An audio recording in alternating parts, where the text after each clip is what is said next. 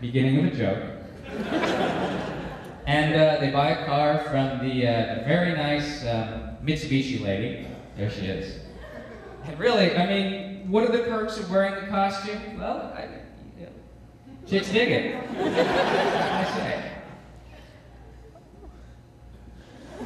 Okay.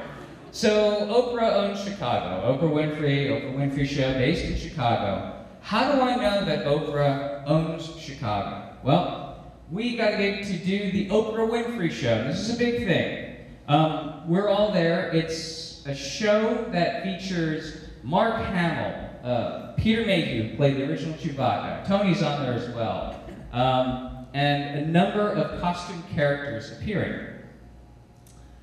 So, that's me. And the Ewok is, we had an Ewok that time, which is always great. I'm the last one to fly in of our whole group. And it's almost midnight. I get to the front desk of the hotel. The hotel clerk says, "Oh, Mr. Imahara.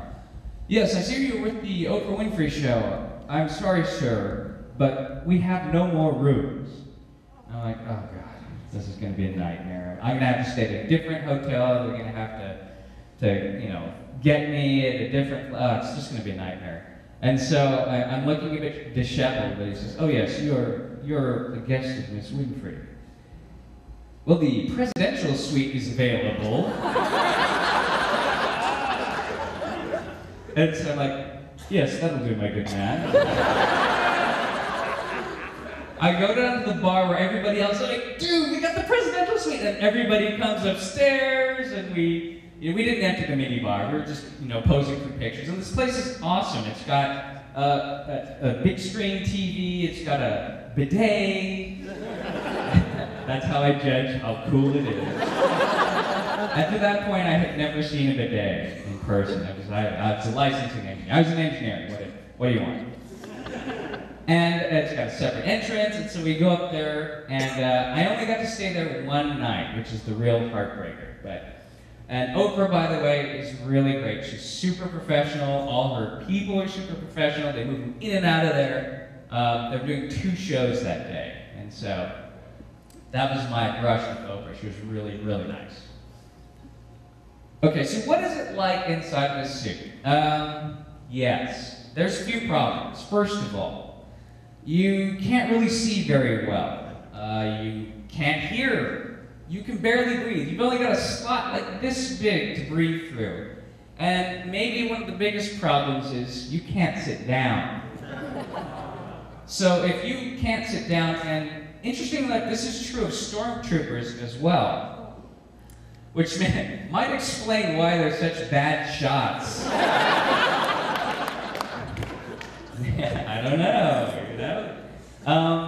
and so you find any available surface that you can in order to relax. This is, it's a ladder with a blanket on it.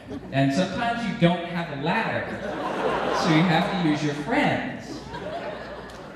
And, but this is what you have to do in order to be in the suit. And also, it's very, very hot. So you never put the helmet on until it's the very last moment.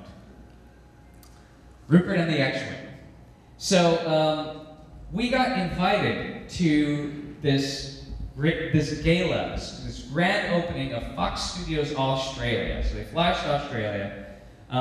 This is a really, really big event in 1999. And the grand opening of, they're opening it up to make movies there, but it's also a theme park. So it's like a 3-hour special that they're televising on every channel in Australia.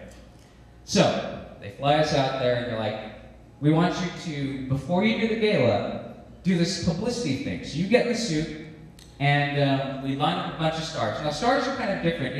It's kind of like Hasselhoff in Germany. People have different levels of stardom, and so I just wanted to point out, I made this picture bigger so you could see who these people are in Australia. There's a bunch of, Australian people here. Charlie Sheen, Kate Blanchett, Mrs. Partridge, and pre-Wolverine Hugh Jackman. And Hugh Jackman, by the way, is a fantastic singer and dancer. And during this whole event, he's doing a duet with Mrs. Partridge. I mean, he's got a cowboy hat on. He's doing all these numbers, and it was. But then nobody knew. Nobody knew he was, this deadly psychopathic adamantium-laced skeleton mutant guy, right? So, in order to kick off the gala, they want Rupert Murdoch, the owner of Fox, one of the most powerful men in America, to push the button. And so we're at this podium, and the gag is the podium, 3PO. Actually, Rupert has the code, and 3PO pushes the buttons, and they go. And then all these fireworks go off, and all this other crazy stuff happens. But it's a big deal. It's bigger than the Super Bowl and the Oscars combined. So we have to do a rehearsal. Now, if you want to feel like an idiot, try walking in the C-3PO costume without the C-3PO costume. It's like, hello, Mr. Murdoch. But we had to do the blocking so that we could get it through. The other thing that they did here was they brought in an X-Wing fighter. Not just a model of an X-Wing fighter. This is, in fact, a full-size X-Wing fighter, which was not the one that you see in the YouTube videos. This one was actually officially sanctioned by Lucasfilm, made by a company in Germany. And apparently, from what I can recall, there were several of these. Maybe 4 or 5, and this is one of them that was shipped all the way to Australia. So how do you fly an X-Wing fighter? And more importantly, how do you land it on a stage? Well, without the actual rocket technology and what they use to fly X-Wings, when they really do fly X-Wings, they use a crane, a giant crane. Now the thing is, this whole program, this is the culmination of the program, so this is at night. And so people actually don't see the wires at night. And this is during the rehearsal during the day, just to make sure they don't crash the X-Wing into the stage, or land it on top of us, or Rupert Murdoch, because that would be bad. But really, if you are wondering how awesome it is to see an X-Wing land, it is exactly as awesome as you can imagine. It was cool. So this is a brief list of all the appearances that I did over my 10-year stint as part of Character Appearance. And this is, by the way, while maintaining my day job at THX, and I had moved to ILM, so I was working on visual effects during this period as well. And you can see Lego, Burger King, personal, and these are just the major ones. There are a bunch of other smaller personal appearances, but each one of these was me in the costume. Now, there is one appearance out of 10 years that stands out as the greatest appearance of my entire career, and there are 2 reasons.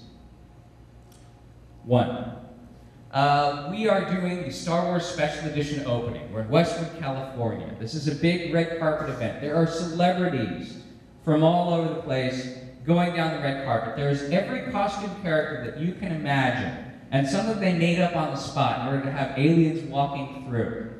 We're on the red carpet. There's paparazzi everywhere. And we're going to take the picture, what they tell us is the cover of Time magazine. So you have to stand out there and wait for Carrie Fisher, Mark Hamill, and anybody else that they can get to show up, their original principals, take this picture for the cover of Time magazine and just hang out. But in the meantime, what you can do is say hello to all the people coming on the red carpet. I'm like, okay, cool. So one of those people comes up, and I'm talking to I'm not talking to them because you can't see, you can't hear, you can't read. So, but they're coming up, like, oh my God, it's C-3PO, and I'm thinking, oh my God, that's and they're like coming up to me, and it's great. And then Carrie Fisher walks in, and that time she was palling around with Sharon Stone. I don't know why, but she was there, so they're both there. And Carrie Fisher, and meantime, I am sitting in my suit. I'm freaking out. because I am a child of the 70s. Did you have the Star Wars sheets, the light blue ones with the Luke Skywalker? That was me. That was me. I had those. I didn't have the underoos though. Couldn't decide between Yoda or Chewbacca. So Carrie Fisher, I'm like, oh, it's Carrie Fisher. Okay, be cool, be cool, be cool. So Carrie Fisher does this really crazy thing. She sees me and she stops, and then she looks, and then she starts walking towards me. She walks right up to me in the costume, and throughout the day, people are looking at me and looking at me and like, oh, that's great, haha, take a few pictures and go inside. She looks at me, and it's like she knows exactly where to look, because she looks me straight in the eyes, and she says, "Who are you?"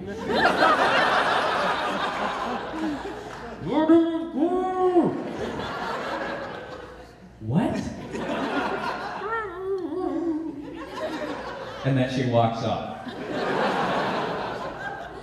Damn, I missed my chance. But that was not the topper of that entire amazing day. So, I don't know if you know who Magic Johnson is. He's a professional basketball player, NBA Hall of Famer. At that time, he was playing for the Lakers, and I grew up in Los Angeles, and the LA Lakers are like a dynasty. This guy is awesome. And so Magic Johnson comes up, and he's like, "Oh my God, C-3PO, I love you." I had no idea he was such a huge Star Wars fan. I was like, cool. And, Magic is a basketball. He's a big guy. He's like, I don't know how big he is. He looked like he was like 8 feet tall. He's a big guy, so there's a height difference between us. So I see him. He comes up to me and goes, "Oh my God, C-3PO, I want to shake your hand." And he puts his hand out. Now, I mentioned earlier, it's hard to see. You've only got 2 tiny little holes to see through. That limits your field of vision. In the moment, I panicked. So he wanted to shake my hand, I stuck my hand out. All I gotta say is, thank God, he's an athlete. He had quick reflexes. I almost touched Magic Johnson. Thank you very much, everyone. Thank you.